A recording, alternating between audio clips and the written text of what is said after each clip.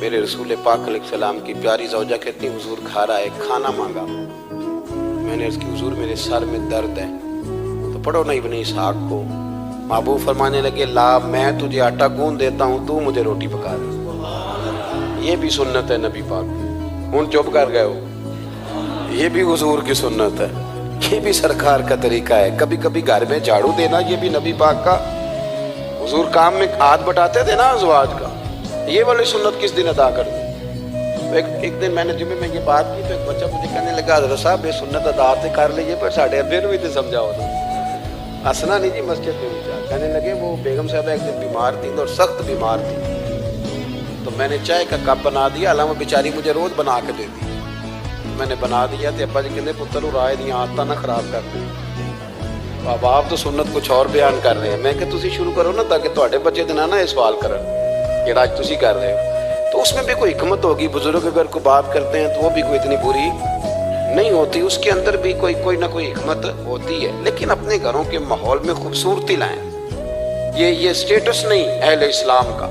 بات سمیٹنے کی طرف آ رہا ہوں۔ حضرت عائشہ صدیقہ رضی اللہ تعالیٰ عنہ فرماتی ہیں حضور فرمانے لگے کہ جب تم راضی ہوتی ہو تب بھی مجھے پتہ چل جاتا ہے اور جب ناراض ہوتی ہو تب بھی۔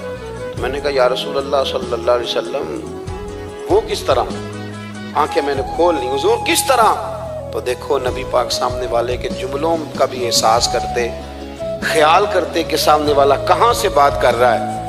اللہ کے محبوب فرمانے لگے تمہیں اگر کبھی قسم کھانی ہو نا، تمہارا مزاج ہے، قسم کھانی پڑے اور تم مجھ سے ناراض ہو تو پھر تم کہتی ہو مجھے ابراہیم کے رب کی قسم، اور جب تم راضی ہو اور قسم کھانی پڑے تو کہتی ہو مجھے محمد مصطفیٰ کے رب کی قسم۔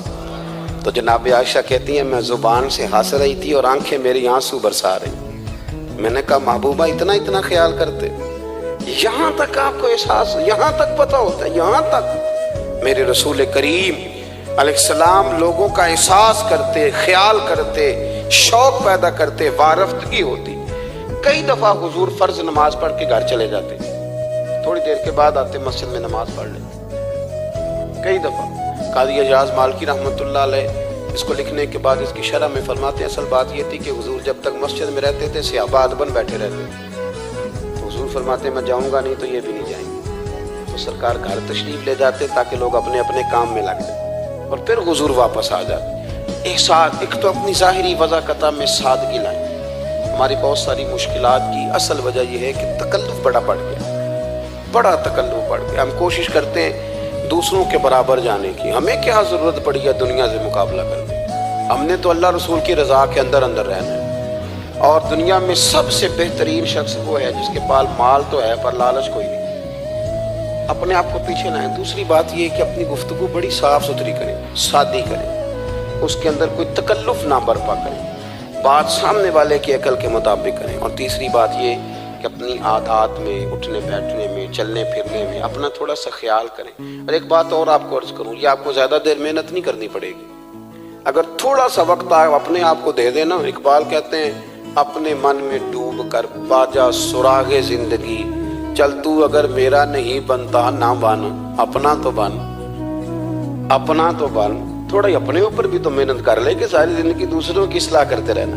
دوست کوشش کریں اپنی عادات پہ 2 4 5 ہفتے کے لیے محنت کریں تاکہ عادتیں سنور جائیں، تاکہ طبیعتیں بدل جائیں۔ ایک حدیث پڑھتا ہوں اور اپنی بات کو سمیٹتا ہوں۔ میرے رسول کریم صلی اللہ تعالی علیہ وآلہ وسلم نے فرمایا کہ اگر اللہ اخلاق کو چہرہ دیتا نا، یہ جو عادات ہوتی ہیں، اور عادات سے مراد صرف میٹھا بولنا نہیں بلکہ لالچ نہ کرنا بھی خلق ہے، تھوڑے پہ راضی رہنا بھی خلق ہے، سچ بولنا بھی خلق ہے، غیبت سے بچنا بھی اصل اخلاق یہ ہے۔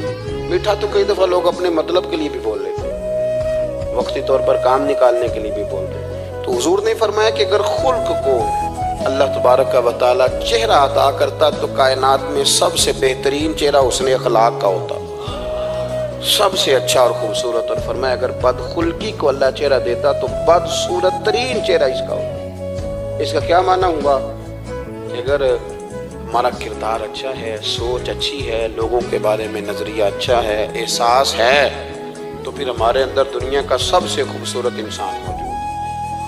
لیکن اگر ہمیں اپنی ذات کے علاوہ شے نظر ہی کوئی نہیں آتی، ہم خود غرض ہیں، جھوٹ بولتے ہیں،